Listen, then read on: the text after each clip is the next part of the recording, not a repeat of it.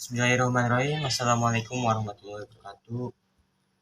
Saya Nur Wahid Ramdhani ingin melanjutkan materi yang pertama tentang mekanisme pasar dalam Islam. Mekanisme pasar dalam Islam menurut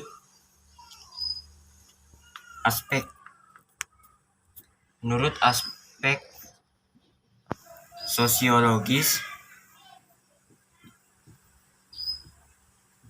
dan teologis. Pertama, pembentukan harga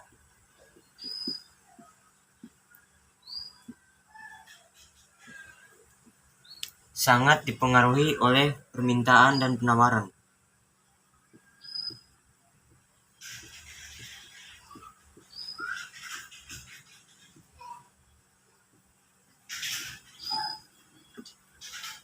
Oleh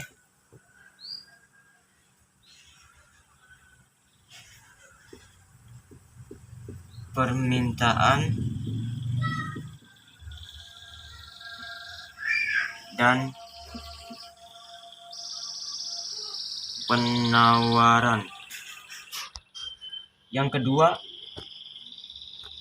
transaksi terjadi antara penjual dan pembeli itu atas dasar atau dilandasi oleh faktor suka sama suka. Dilandasi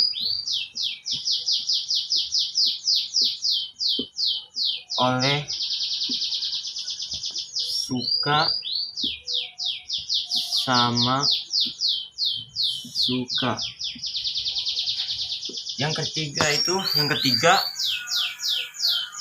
di suatu pasar yang adil tidak boleh ada intervensi dari pihak manapun.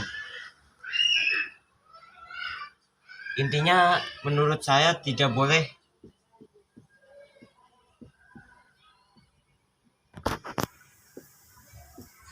ada intervensi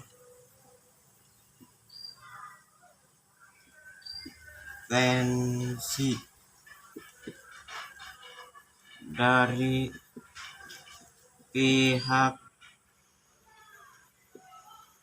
manapun. Nah, selanjutnya ada yang namanya bentuk-bentuk pasar. Ini kita hapus dulu ya. Yang selanjutnya ada yang namanya bentuk-bentuk pasar.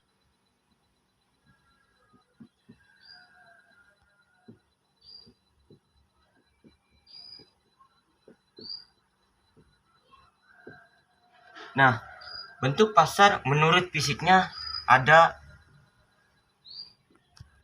dua.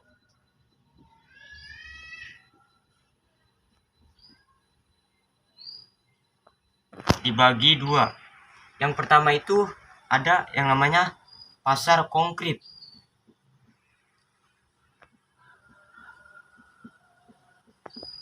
Yang kedua ada pasar abstrak.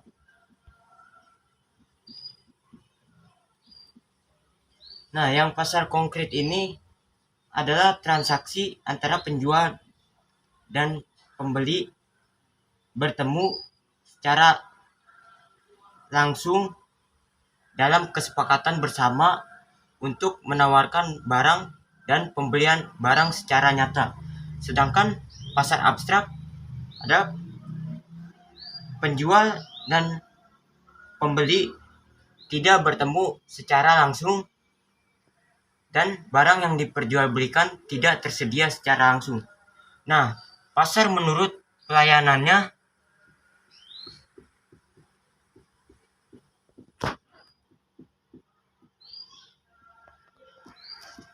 dibagi menjadi dua. Yang satu pasar tradisional,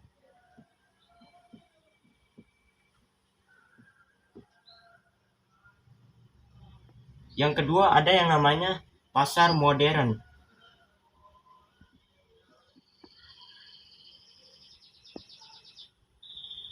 Pasar tradisional, pembeli dilayani oleh penjual sehingga dimungkinkan di situ terdapat tawar-menawar antara keduanya.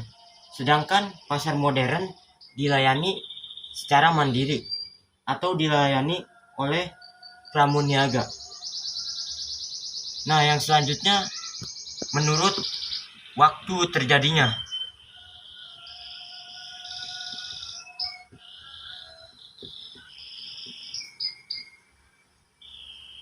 Dibagi ke dalam dua bagian.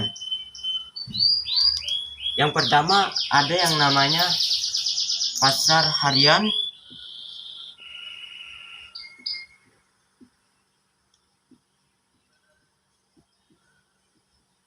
Yang kedua ada yang namanya pasar mingguan.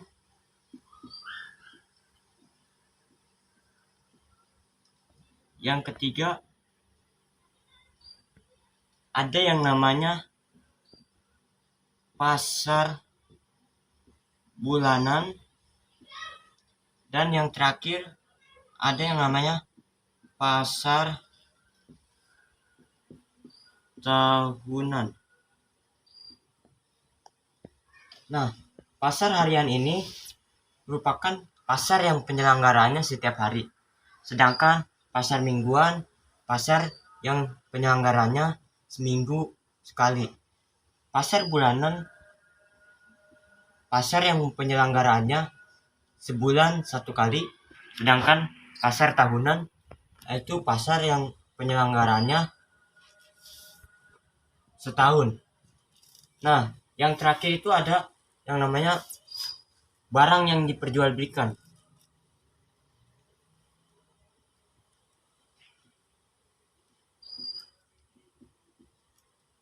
Diperjualbelikan.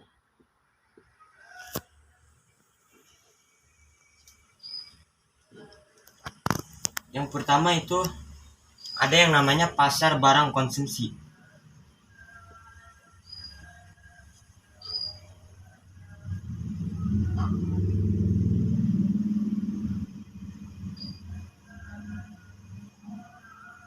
Nah, pasar barang konsumsi ini merupakan pasar yang memperjualbelikan barang secara langsung untuk dapat dikonsumsi. Misalnya toko sembako, beras, terus toko buah. Sedangkan yang kedua ada yang namanya pasar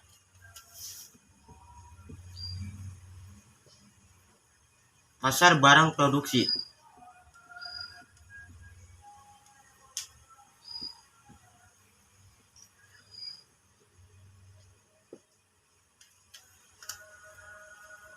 Pasar barang produksi ini merupakan pasar yang memperjualbelikan barang produksi atau faktor-faktor produksi. Mungkin segitu saja penjelasan saya untuk memenuhi ujian akhir semester. Kurang lebihnya mohon maaf. Apabila ada kata-kata yang salah, mohon dimaafkan. Sekian, terima kasih. Wassalamualaikum warahmatullahi wabarakatuh.